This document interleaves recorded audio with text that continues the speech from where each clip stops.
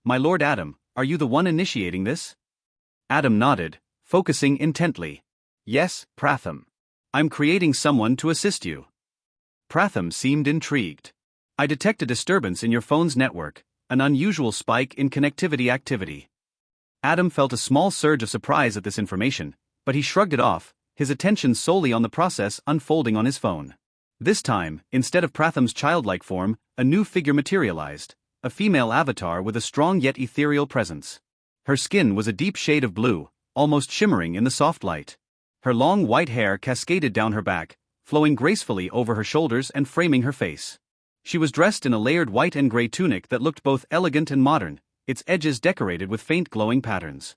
Around her neck and extending to her eyes was an intricate tattoo-like marking, a series of blue lines that pulsed gently as though alive, resembling a network of circuits connected to her very essence.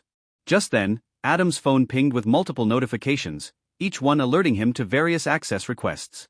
Unknown source attempting to access microphone, camera, applications, and internet.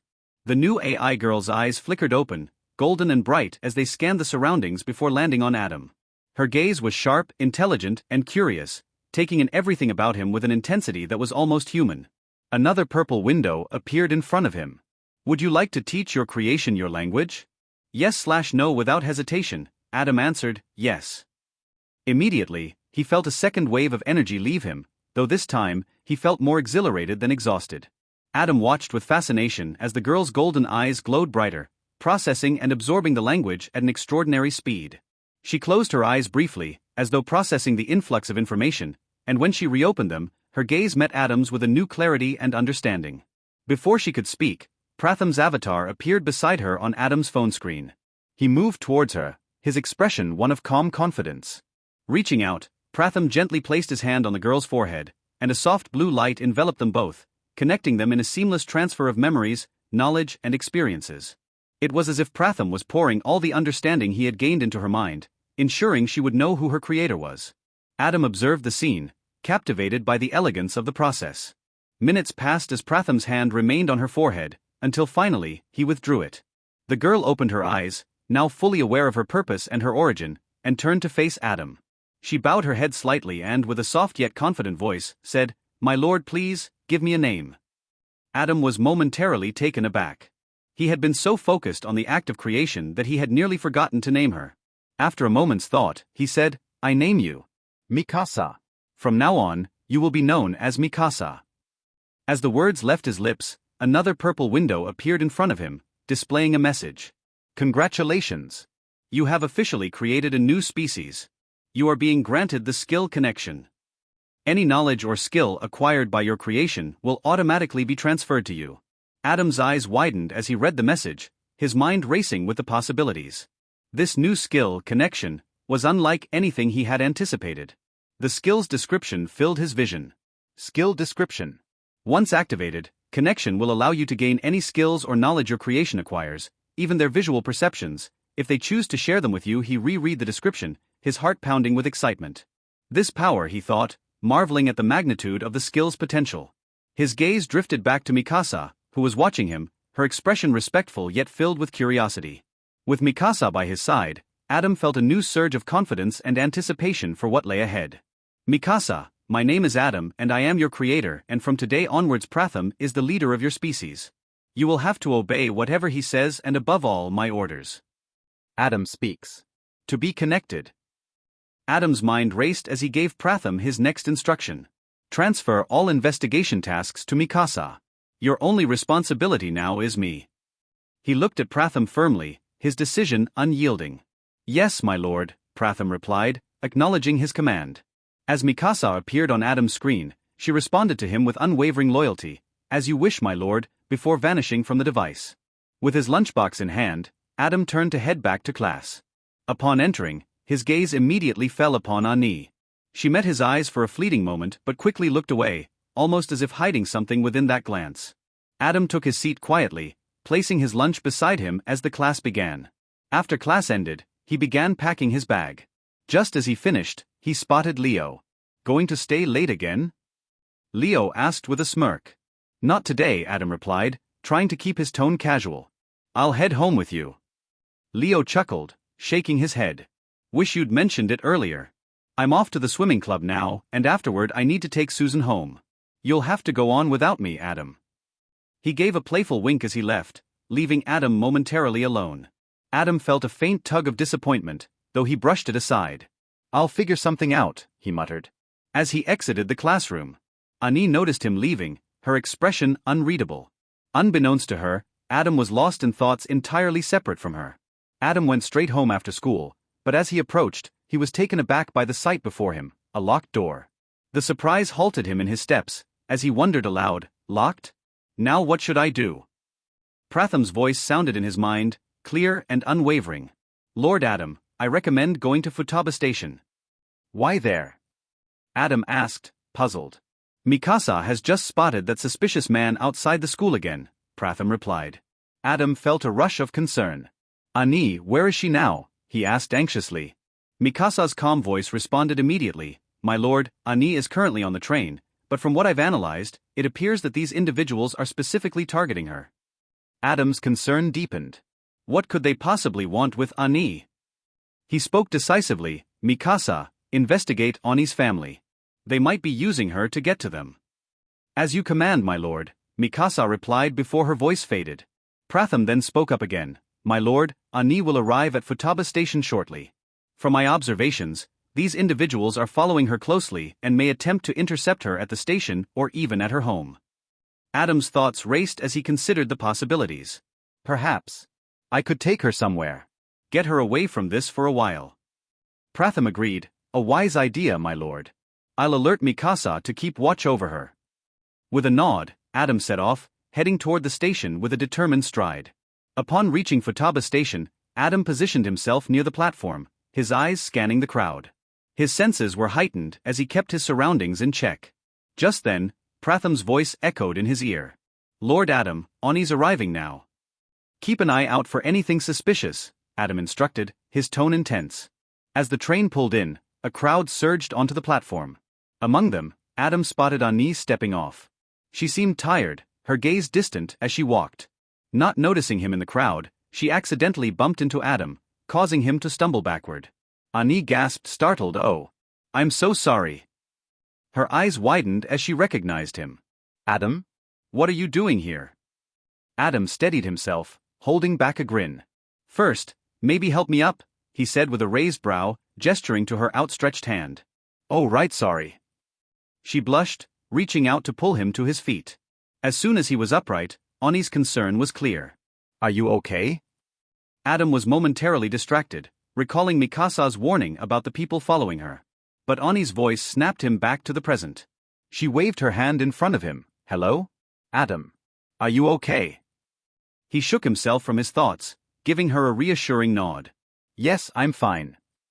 A look of curiosity crossed her face as she asked again, Why are you here? He met her eyes, answering calmly, I was waiting for you. Her cheeks flushed at his words, her eyes darting away. How does he say things like that so straightforwardly? She wondered. Doesn't he realize how it sounds? Ani's lowered her head, her fingers nervously tracing the edge of her bag. Adam, noticing her reaction, tilted his head. Is something wrong? Ani's eyes widened, caught off guard, but she quickly replied, No. No, nothing's wrong. He observed her for a moment, noticing how drained she appeared, especially after the long school day. He ventured carefully, You seem a bit off today, especially after school. Hesitating, she finally spoke, I thought, maybe you'd wait again. Like yesterday. Adam's face lit up with a sudden realization. I was so caught up in my own worries, I almost forgot. What worries? She asked, her voice soft with genuine curiosity. He paused, trying to brush it off casually.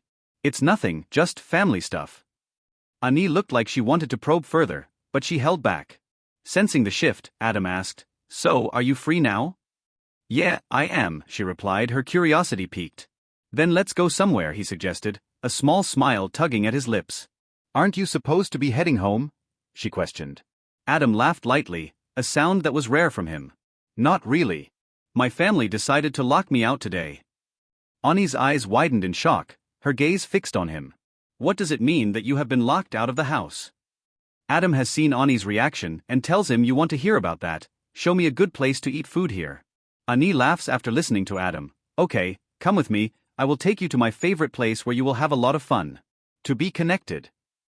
Mikasa moved with precision, diving into the vast web of the virtual internet. Adam had entrusted her with a critical task, finding Ani's father. Using everything Pratham had taught her, she navigated through layers of encrypted information and restricted databases, her fingers dancing over invisible keys, her mind sharp and focused. The search, however complex, felt like second nature to her. Through her advanced digital tracking, Mikasa uncovered that Ani's father was, in fact, a prominent government diplomat named Joe. A figure respected and deeply embedded within political circles. Joe had established numerous influential connections with officials and diplomats.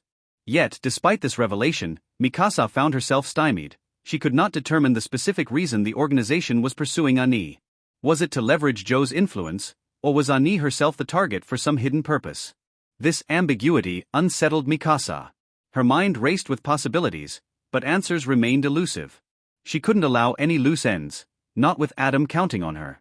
As she completed her investigation into Ani's background, Mikasa shifted focus to another equally critical task: tracking the 7 individuals who had been shadowing Ani. The task wasn't easy.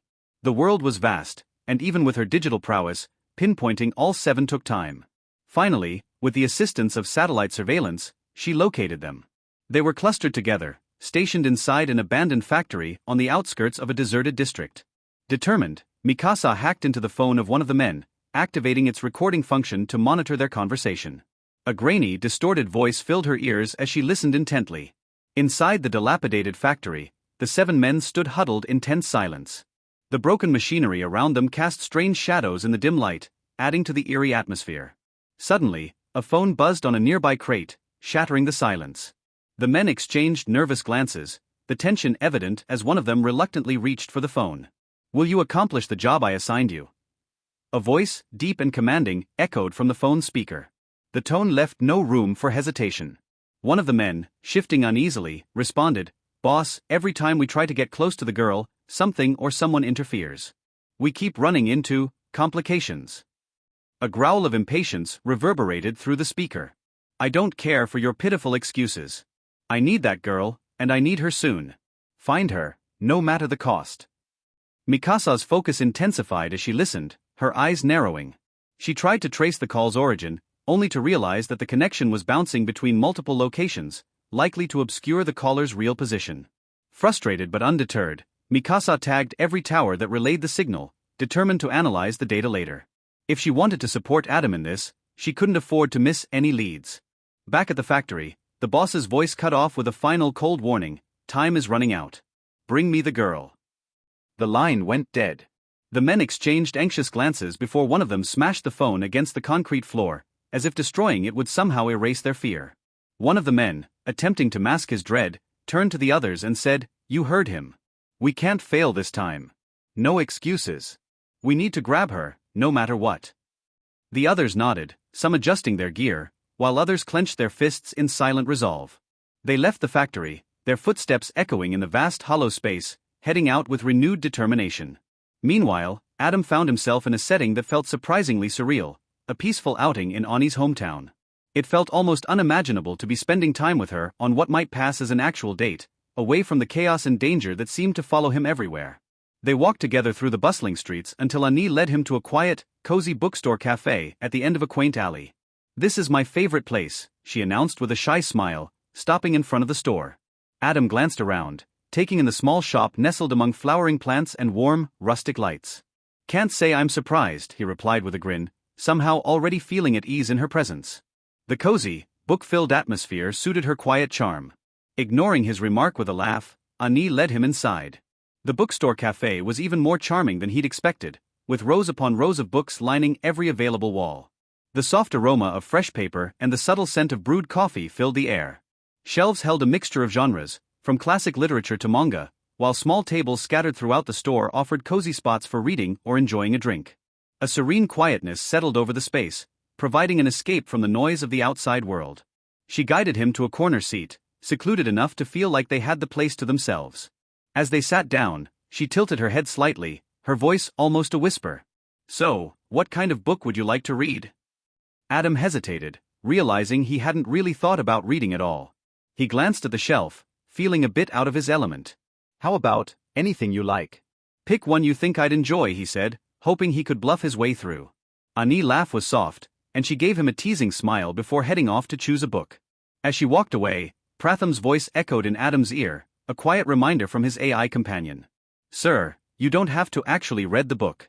I can provide a summary for you if Ani asks. Adam suppressed a smile and murmured, Thanks, Pratham. You're a lifesaver. I'd rather not be tested on book knowledge right now. When Ani returned, she set a single book down on the table and slid into the seat across from him, her cheeks slightly flushed. Adam noticed the faint color in her face and raised an eyebrow, puzzled. Just one? He asked, curiosity piqued. Aren't you going to pick one for yourself, too? Ani's eyes dropped as she bit her lip, her cheeks deepening to a soft pink. No. I thought maybe we could read it together. She fidgeted, avoiding his gaze. Adam felt his heartbeat quicken, a rush of warmth spreading across his face. He hadn't expected her to suggest something so intimate. Before he could process his emotions, Pratham's voice chimed in his ear again, this time with a playful tone. My lord, perhaps reading together isn't such a bad idea. Adam felt his face flush, barely able to meet Ani's gaze as she shyly pushed her chair closer. Does this bother you? She asked, still not meeting his eyes. No, it's fine, Adam stammered, his voice unsteady. Not a problem at all. Just then, a server quietly approached their table, setting down 2 drinks and a small slice of cake without interrupting. Ani thanked her with a warm smile, and Adam found himself watching her every small movement, unable to help it. She was beautiful, with an easy grace that made her seem both powerful and delicate at once. They opened the book and began reading together. But despite the captivating story on the page, Adam's attention kept drifting to Ani's face, watching the way her eyes moved over the words, the faint curve of her lips as she smiled at certain parts. At one point, her shoulder brushed against his, a fleeting touch that sent a spark up his arm. She glanced at him apologetically, murmuring, sorry. But Adam just smiled, his voice barely above a whisper. No problem at all. Their quiet, shared reading continued, each of them occasionally stealing glances, unaware of how deeply they were falling into each other's presence. Elsewhere, in a remote corner of the world, a lone figure moved through the darkening alleys. The sky had begun to fade into twilight, casting an eerie glow over the city's abandoned streets. This young man was unfamiliar with Adam, yet fate had already intertwined their lives. The day the asteroid had struck Earth, gifting Adam with powers, this mysterious boy had received a gift of his own. The nature of his powers remained unknown, but his destiny was undeniably linked to Adam's. He was striking, with silver-white hair that gleamed faintly even in the dim light. His skin was pale, almost ghostly, and his eyes, a piercing shade of crimson like fresh blood, stood out in the shadowed street. His expression was unreadable as he moved through the alleys, seemingly drawn by an invisible force. The sun was setting, casting the narrow lane into shadow, yet the boy moved as if he belonged to the darkness. Ahead, 2 men stood arguing, their voices rough and hostile. As they noticed the boy approaching, they paused, exchanging wary glances. One of them sneered, calling out, Hey kid, what are you doing out here all alone? Don't you know better than to wander in dark alleys? The boy kept his head low, hiding his crimson eyes beneath the shadow of his hair.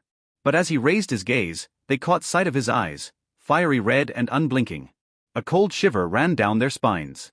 Before they could react, the boy lunged, moving with unnatural speed.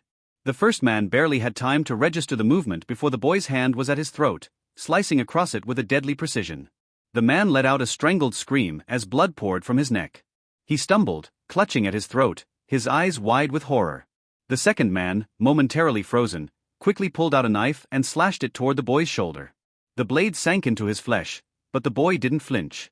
Instead, he turned, his expression eerily calm. With an almost effortless motion, the boy pulled the knife from his own shoulder, watching with detached interest as his skin knit back together, the wound healing instantly. The attacker's face turned white with fear as he witnessed this impossible regeneration. He stumbled back, eyes wide, realizing too late that he'd crossed paths with something beyond human. His expression was impassive as he raised his hand to the other man's face and allowed a single drop of his own blood to fall on his lips. Would you like to see a magic trick? Instantly, the man's body convulsed as if electrified. His eyes rolled back, then refocused, their dark color replaced with the same blood red as the figures. Kneeling, the newly turned man bowed his head. My master, he murmured, reverence thick in his voice. What are your orders? The original figure smiled, a faint, chilling expression that sent shivers through his servant. Fetch him, he said simply, glancing at the other man who had attempted to flee. He is my meal tonight. Obediently, the transformed man leaped forward with speed that matched his master's, capturing the fleeing man before he could reach the mouth of the alley. Ignoring the pleas for mercy, he dragged him back, the man's cries fading into silence as he pulled him before his master. The crimson-eyed figure leaned in, his expression one of cruel satisfaction. Without hesitation, he sank his fangs into the man's neck, drinking deeply. The life drained from his victim as his body withered, his skin clinging to bone, until nothing remained but an empty shell. The figure discarded him, watching as the husk collapsed to the ground, lifeless.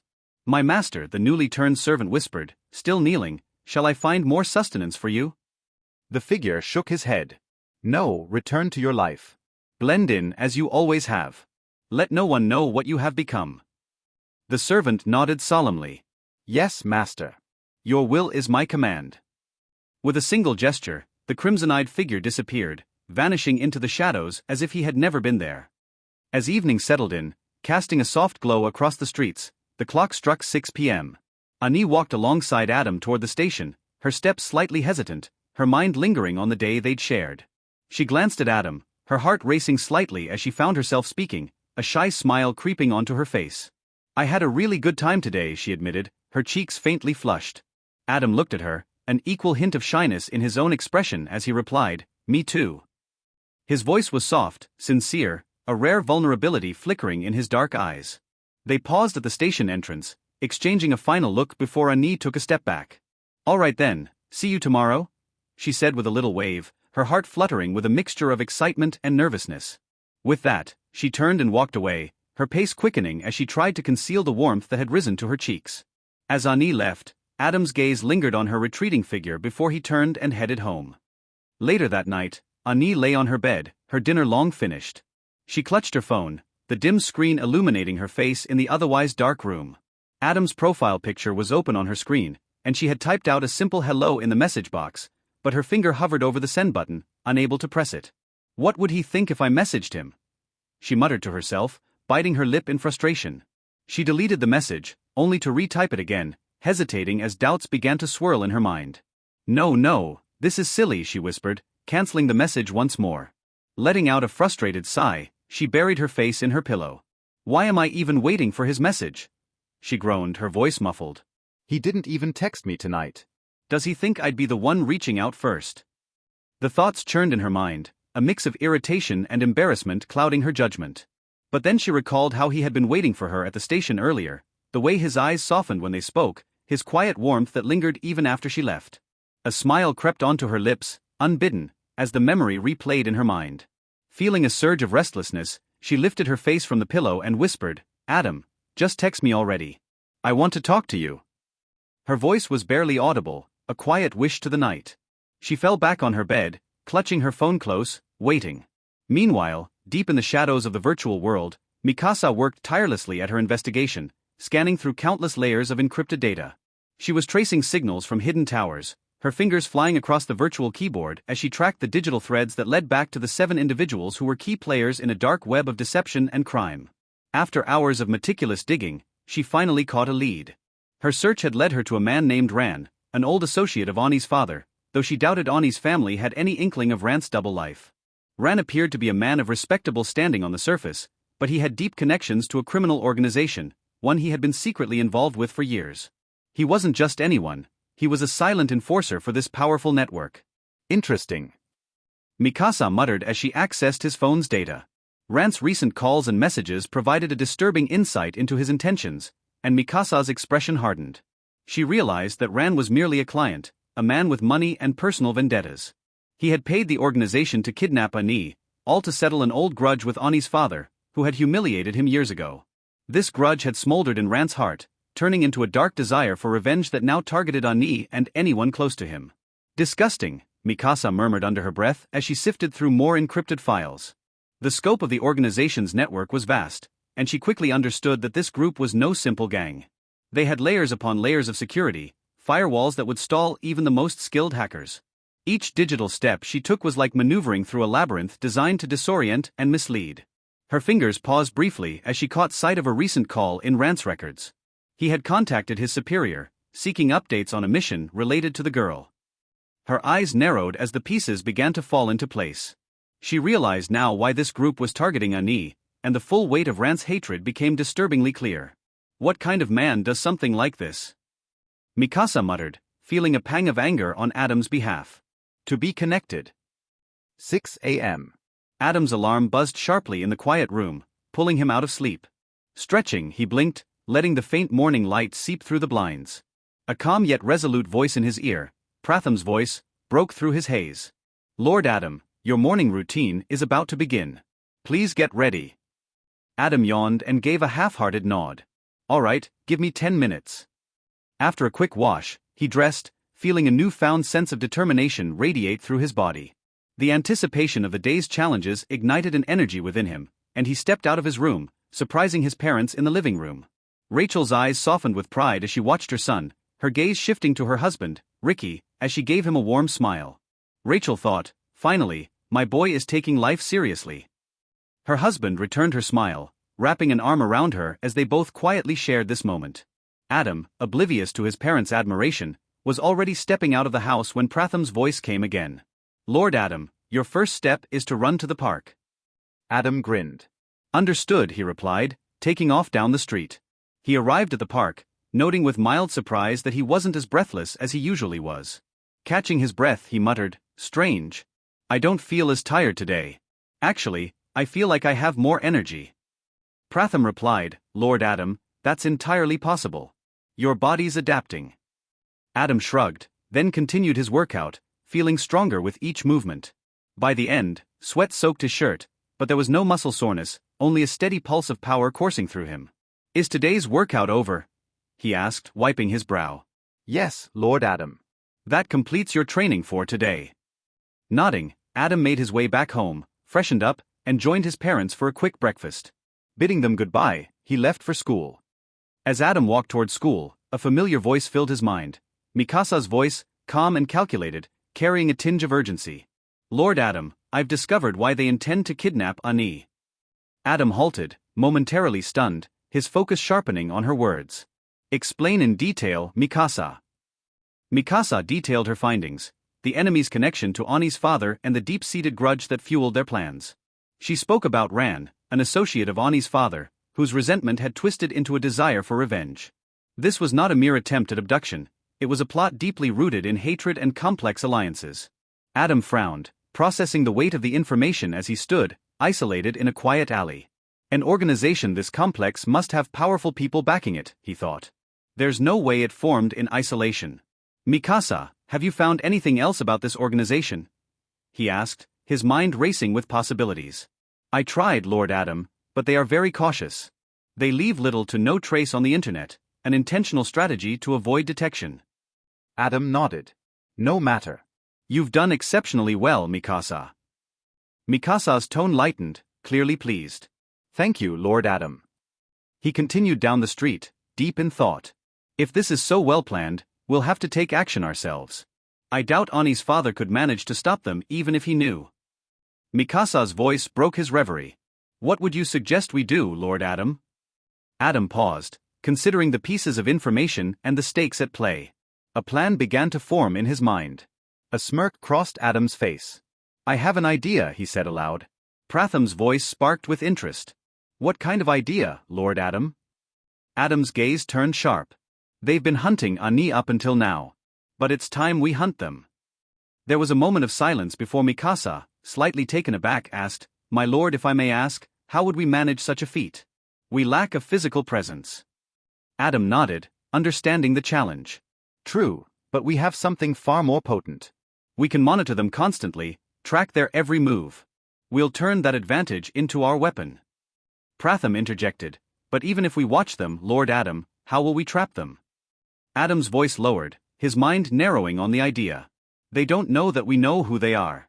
We can use this to lure them in. Mikasa, he directed, I need you to keep a close watch on them throughout the day. When my school day ends, find a way to separate two of them from the group. If you can't manage that, isolate at least one of them. Yes, Lord Adam. I will not fail you. I'll activate the plan as soon as you're out of school. Adam's eyes flashed with determination. Excellent. Pratham, you're up. Create a strategy to lead them to a location where we can confront them without interruptions. Pratham replied with a respectful bow, "As you wish, Lord Adam." As Adam walked, he called Mikasa again. "Mikasa, I have one more task for you. Can you manage it?" "Anything, Lord Adam," she responded eagerly. He smiled at her unwavering loyalty. "Thank you, Mikasa." "Along with watching the 7 targets, keep an eye on Ani as well. Pratham will monitor her for a while, but I need you to make sure she's safe 24/7. If those men make any moves towards her or even discuss a plan around her, notify me immediately." Mikasa responded instantly, "As you command, Lord Adam." Adam's trust in Mikasa was absolute, and with that reassurance, he continued toward school, his mind turning to Ani. He recalled her nervous laugh, the way her eyes sparkled with excitement as she recounted memories, and the unspoken concern she seemed to carry. But he knew now was not the time for sentiment. There were lives at stake. A familiar voice broke into his thoughts. Turning, Adam saw Leo, who looked slightly sheepish. "Sorry about yesterday, Adam," Leo muttered, rubbing the back of his neck. Adam smiled, shrugging it off. "No worries. In fact, it was a good thing you didn't come." Leo's brows knitted together, confused. "Wait, why was that?" Adam smirked, looking away briefly. "Because I spent the whole day with Ani, exploring the city." Leo's eyes widened, and he practically shouted, "What?" In an instant, he rushed to Adam, throwing an arm around his shoulder, eagerly pressing him for details. "Tell me everything. What happened?" Chuckling, Adam gave him a quick recount of the previous day, intentionally leaving out the parts that were complicated. Leo listened, awestruck, finally slapping Adam on the back. "I never thought you had it in you. You've seriously charmed our school's idol." Adam quickly interrupted, "Calm down, Leo. It's nothing like that." But Leo wasn't convinced. "Come on, don't be dense. "She clearly has feelings for you." Shrugging off Leo's enthusiasm, Adam focused his gaze forward, but inside, a sliver of hope stirred, a dangerous hope, considering what he knew was waiting around the corner for them both. The two of them walked toward the train station together, their laughter mingling with the morning air, but Adam's mind never fully left the strategy he'd set in motion. The game had begun, and every move counted. Ani steps out of her house, the fatigue clearly visible under her eyes. Dark shadows linger beneath them, evidence that she didn't get any sleep last night. Her mind had been consumed with the anticipation of a message from Adam, a notification that never came. Now, a blend of anger and frustration stirs within her. As she walks, she tells herself firmly, "I won't message him. He clearly didn't think it was important enough to message me." But just as she vows to ignore him, memories of their shared mornings come flooding back. They had been walking to school together every day, and that habit was hard to break. Without thinking much, she pulls out her phone, her fingers hovering over the screen. Despite her earlier resolve, she types out a simple hello and presses send. Her mind races, rationalizing, "I'm just texting to check where he is. That's all." Yet the frustration resurfaces, and she exclaims aloud, "What am I even doing? I was angry at him, and now here I am, sending him a message."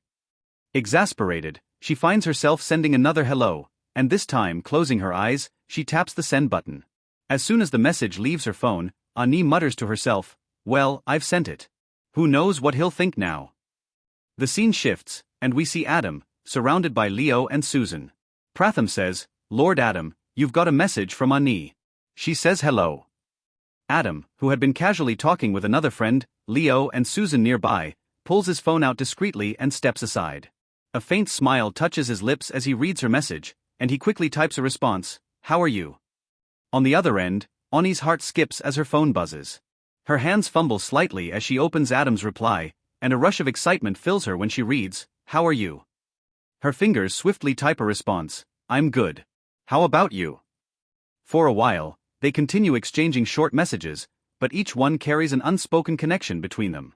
Finally, Ani's curiosity gets the better of her, and she types, "Where have you reached? Are we meeting today?" Adam replies, "Yes, I'll be getting off at the Futaba station and waiting there for you." As Ani reads his message, a blush creeps onto her cheeks. The irritation she'd felt just moments before vanishes, replaced by a warm, fuzzy feeling she couldn't ignore. Smiling to herself, she types back, "All right, I'm on my way." Adam, upon reading her message, pockets his phone and boards the train, anticipation subtly brightening his gaze.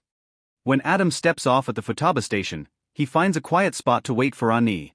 Shortly afterward, She appears, her figure framed by the morning light. She brushes a stray strand of hair behind her ear and greets him with a soft, "Good morning." Adam feels his cheeks warm slightly, yet manages to respond with his own shy, "Good morning." They fall into an easy rhythm as they board the train to school together. Their conversation flows comfortably, until Ani, after a moment of hesitation, finally musters the courage to ask, I thought you'd message me last night." Adam pauses, then scratches the back of his head sheepishly. Oh, "I'm really sorry about that. There were some issues with my family, and it slipped my mind." A pang of guilt stabs through Ani's chest as she processes his words. Here I was getting all worked up, and he was dealing with family problems. She lowers her gaze, feeling foolish. I'm sorry too. I was just being silly." Adam chuckles softly and reassures her, "No, really, it's okay. I should have let you know." Their conversation carries on as they approach the school. As they reach the train station next to the school, Ani glances at Adam and says, "Guess this is where we part ways." Adam nods. Yeah. See you in class. They exchange a final glance, Ani giving him a soft smile before heading off. Adam trails behind her at a distance, his mind lingering on their conversation. Adam enters the classroom only to find that Ani is already there, seated at her desk and seemingly waiting for him. The moment he steps through the door, their eyes meet, and she greets him with a warm, unwavering smile. Adam feels a familiar rush of warmth in his cheeks as he gives her a shy nod, then quickly makes his way to his own desk at the back. As he passes by, he overhears the conversation of his classmate, Robin, who is animatedly talking to his friends. "Just watch. I'm going to go for it. I'm done keeping my feelings hidden, I'm going to ask Ani out directly." One of Robin's friends chimes in, "Are you nuts? Ani is the school's ideal girl. She wouldn't ever go for someone like us." Hearing this exchange, Adam feels a subtle but unmistakable irritation. He makes his way to his desk, unable to resist listening in as Robin continues. "I don't care if she's the ideal girl or whatever. I'm done letting fear hold me back." Just then, Adam's close friend, Eric, enters the classroom. Spotting Adam's intense focus on Robin's words, Eric chuckles to himself, amused by the sight of his friend's quiet frustration. He approaches Adam, placing a hand on his shoulder, making Adam jump slightly. Turning, Adam lets out a sigh of relief. "Oh, it's you, Eric." Eric leans down, his voice low but mischievous. "Hey, if you want, I could teach that Robin a lesson." Adam shakes his head, though inwardly he's tempted. "No, let it go, Eric." Eric shrugs, accepting Adam's choice, and heads to his desk. Moments later, two more friends, Leo and Kale, enter and quickly spot Robin walking up to Ani. The entire class watches in anticipation as Robin, nervously yet determinedly, approaches Ani, his eyes sparkling with confidence. Clearing his throat, he says, "Hey Ani. You look really pretty today." His bold compliment draws everyone's attention. Caught slightly off guard, Ani lets out an awkward smile and says, "Thank you." She rises from her desk to leave, but Robin follows closely behind, his voice filled with forced nonchalance. "There's a pet shop near the school. Would you like to go check it out sometime? They say it has the cutest pets." Ani stops, turns to him, and responds politely yet firmly, "I have something to do today, so I can't." With that, she steps out of the classroom, leaving Robin visibly deflated. But with a falsely confident grin, he returns to his friends, declaring, "See? That wasn't rejection. I'll make it happen. Just you wait, one day, I'll take her out on a real date." Watching this unfold, Leo and Kale glance at Adam, whose frustration is barely concealed. They approach him, Leo placing a comforting hand on Adam's shoulder. Nearby, Eric rises from his seat, glaring at Robin and muttering, "I swear that guy needs a reality check." Leo grabs Eric's arm, stopping him. "Calm down, Eric," he says with a grin. "We all know Robin's got no real chance with Ani." Adam, hearing Leo's reassurance, tries to relax. But he can't shake his irritation, muttering internally, "Thanks, Locke. So reassuring." Suddenly, Pratham's voice echoes in his ear, his tone laced with amusement. "Lord Adam, should I investigate this Robin?" Adam doesn't respond, but Pratham, sensing his master's silent approval, begins quietly gathering information, planning his next steps. To be connected. As the morning sun filters through the windows, the homeroom teacher strides into the classroom, his presence silencing the light chatter. The entire class rises, then sits back down once the teacher gives the nod. The teacher's voice resonates through the room, serious but carrying an undertone of excitement. "In a few days, will be hosting the annual sports festival. This year, it's going to be different. Not only will we compete with other schools, but we'll also be inviting parents to participate. His words create a ripple of excitement, mixed with nervous murmurs among the students. Adam, seated in his usual spot near the back, is half listening. Dressed in his usual pink shirt attire, which casts shadows over his intense, focused eyes. His mind wanders briefly, but he's jolted back as Leo, his friend sitting behind him, jabs a playful finger into his shoulder.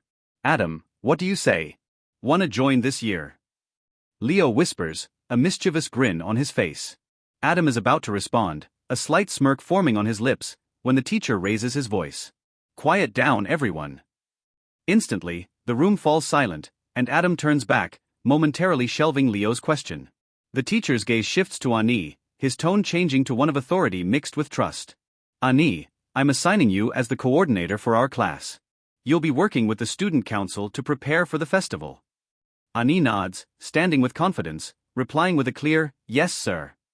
The teacher's confidence in her is evident, and she wears it like a badge of honor. And, he continues, you may choose an assistant to help you with the responsibilities. It'll be a demanding job. At this, Leo nudges Adam's side again. Raise your hand, go on. It'll be fun. His whisper is more of a dare than a suggestion, and a part of Adam feels tempted. He knows Ani's diligent approach would be balanced well with his efficiency, and there's a part of him that would like the chance to work with her. Ani, too, glances briefly toward Adam. He seems like the logical choice, quiet, capable, and always dependable. But before she can act on her thought, Robin stands up abruptly, breaking the tension in the room. His hand is raised confidently.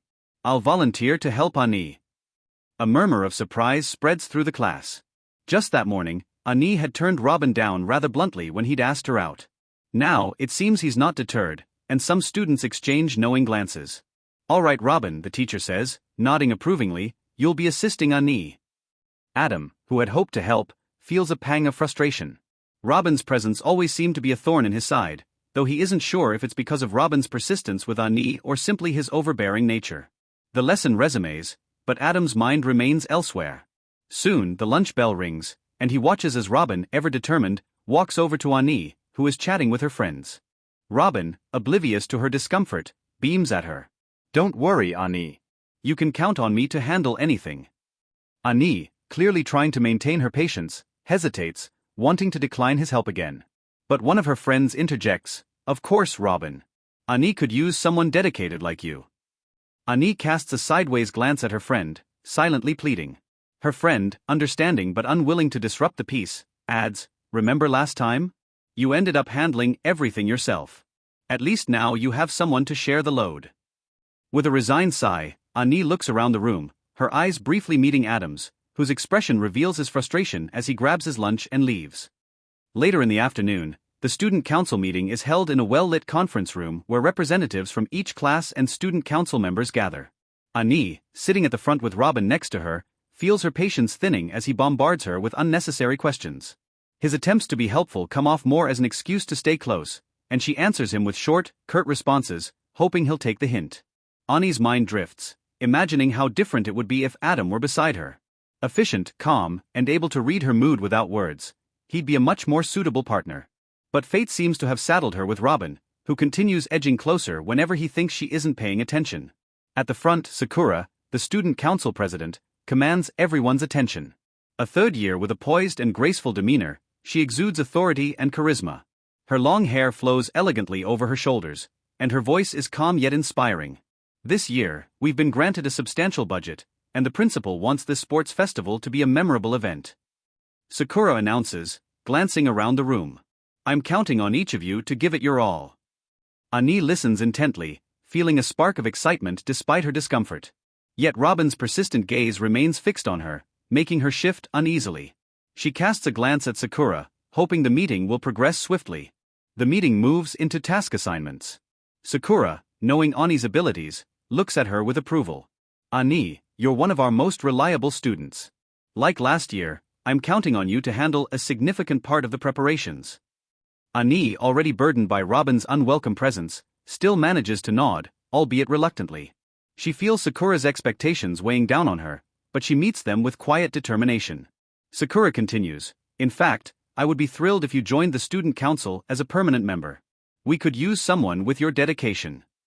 Ani recalls a past conversation with Adam.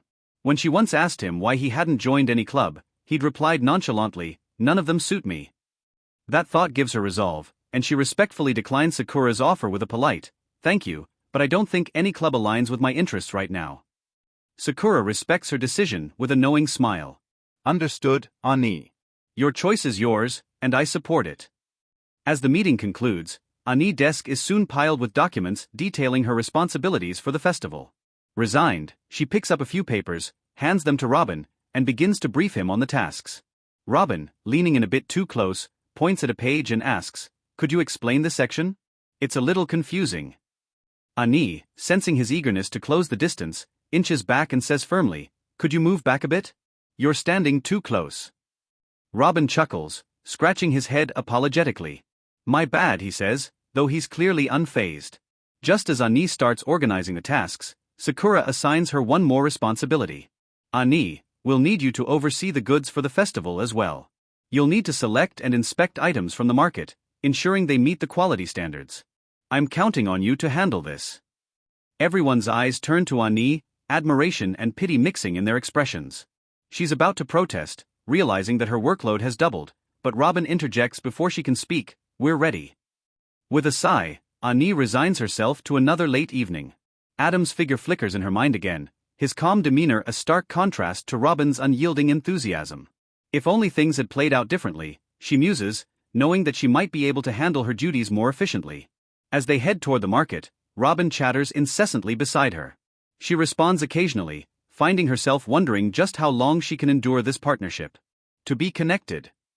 Adam entered the classroom and sat down, his mind restless as he glanced at the door, realizing Ani and Robin hadn't yet arrived. Although he was usually calm and collected, something about this situation with Robin troubled him deeply, filling him with an unsettling mix of confusion and frustration. Anyone observing Adam could easily sense his agitation. His friends certainly did, noticing his silence and brooding expression. Knowing better than not to disturb him in this mood, they simply watched from a distance. Adam's hands rested on his desk, clenched just slightly as he stared ahead, lost in thought, berating himself inwardly for the rising irritation he felt. Just then, Pratham approached, breaking the tension with a quiet yet insistent voice. "Lord Adam," he began softly, addressing Adam with the respectful title he'd often use, "I think Robin has had feelings for Ani for a long time. He's always liked her, even back when Ani first joined PK Academy." Adam's focus sharpened at Pratham's words, yet he remained silent, listening intently as Pratham continued. Robin was going to ask Ani out back then, but someone else asked her before he could. She turned them down, and word quickly spread that Ani wasn't interested in dating anyone at school. That rumor has followed her all year, and maybe because of it, Robin decided to suppress his feelings. But now, it's obvious he can't hold back anymore. He's relentless. Adam couldn't help but feel a twinge of sympathy at this revelation. It was a story he related to a little too well. He thought back to the first time he'd seen Ani, on the ceremonial day when he had joined the academy. That very day, he'd felt an inexplicable pull toward her. She'd intrigued him, much as she did now. With a wry smile, he realized just how much he understood Robin's frustration. Pratham, sensing Adam's reflective silence, added, "Lord Adam, I've noticed that Ani seems to be actively trying to distance herself from Robin. She's trying to avoid him." Adam snapped out of his reverie, his interest reignited. "Tell me more," he instructed, his tone calm yet firm. Pratham nodded, recounting everything he had observed in the academy's meeting room. As he described Robin's persistent advances, Adam felt a wave of relief, mixed with anger. How dense could Robin be? "Take the hint, bro," he muttered to himself. Yet he knew he couldn't act, at least not directly, and sighed in resignation. At least Ani was ignoring him. That in itself was a small victory. "Pratham," Adam asked, his voice laced with a hint of impatience, "can you see Ani now?" Pratham hesitated briefly before responding, "I've accessed the Academy's CCTV feed to monitor them in the meeting room. I can see them clearly." At this, Adam recalled a unique skill he'd acquired after creating Pratham and Mikasa. A skill he called connection, a mental link that allowed him to perceive whatever Pratham and Mikasa observed. Closing his eyes, Adam murmured, "Connection," allowing his consciousness to drift and merge with Pratham's. Within seconds, Adam found himself viewing the scene through the security camera in the corner of the meeting room. There was Ani, her usual composure strained as she stood rigidly beside Robin, who was leaning in closer than was comfortable, oblivious to her visible discomfort. Anger flared within Adam at Robin's blatant disregard for her feelings. "What are you doing, you idiot?" he muttered, his voice rising louder than intended. The classroom fell silent as Adam's classmates turned to look at him in surprise, having heard his outburst. Unaware of the commotion he'd caused, Adam remained immersed in the scene before him, seething with barely contained rage. The teacher, noticing Adam with his head bowed and eyes closed, slowly made his way over to him. Meanwhile, Leo, one of Adam's friends, nudged him, whispering urgently, "Adam, wake up. The teacher's coming." Feeling the sharp jab to his side, Adam's connection skill abruptly broke, snapping him back to reality. His eyes fluttered open to see the teacher standing right in front of him, arms crossed, wearing an expression that blended disappointment with mild exasperation. "Adam," the teacher said sternly, "are you sleeping in my class again? And now you're even talking in your sleep." Realizing what had happened, Adam's cheeks flushed. The words he'd spoken while viewing the scene had echoed in the real world, making him appear delusional in front of everyone. Swallowing his embarrassment, he stood up, head lowered respectfully, and apologized. The teacher sighed, shaking his head. "Try to stay focused, Adam," he muttered before moving on, leaving Adam to sink back into his chair, still mortified. Despite similar incidents in the past, he'd felt this humiliated. The bell rang, signaling the end of classes, and Adam's friends, Eric, Leo, and Cole, gathered around him, their expressions a mix of concern and curiosity. Students filed out, heading toward their club activities, while Adam stayed behind with his friends. Leo broke the silence first. "I know you're going through something, Adam. But trust me, everything will work out. I'm sure of it." Adam managed a faint smile, appreciating Leo's attempt to reassure him. "Thanks, Leo," he replied softly. Eric, never one to hold back, clenched his fists. "Adam, we're your friends. "Your problems are our problems too. Just give me the word, and I'll make sure Robin never bothers Annie again," he declared, a dangerous glint in his eye. Cole rolled his eyes, giving Eric a reproachful look. "And do you ever think things through, or is punching all you know?" Eric shrugged, undeterred. "I just think it'd be a fast solution. But fine, genius, what's your plan?" Cole turned to Adam. "If you're so concerned about Robin, maybe you should stop letting him take the lead. He's made his feelings clear, now it's time you do the same. Talk to Annie. Tell her how you feel before it's too late." Adam considered Cole's words, the weight of them sinking in. But before he could respond, Leo patted Cole's shoulder. "You guys are underestimating Adam," he said with a chuckle. "He's just as brave as any of us. He's already taken Annie on a date, haven't you, Adam?" Eric and Cole stared at Adam, stunned. "You went on a date with the school idol?" Eric asked, wide-eyed. "When did that happen?" Adam shrugged, trying to downplay the situation. "It's not as big of a deal as it sounds. But please," he added, glancing at each of them seriously, "don't spread it around. I don't want Annie facing rumors or unnecessary attention because of me." Cole placed a reassuring hand on Adam's shoulder. "Don't worry, we'll keep it quiet." Eric chuckled. "So that's why Annie keeps glancing over her shoulder every time you leave for lunch," he teased. "I wondered what was going on there." Cole and Luke laughed, while Adam only shook his head with a smirk, grateful for their support despite the awkwardness of the situation. Grabbing his backpack, he prepared to leave. "All right, guys, I'll see you tomorrow," he said, heading for the door. With a wave, they all parted ways, each heading to their respective clubs, leaving Adam to his thoughts as he walked out into the evening. To be connected.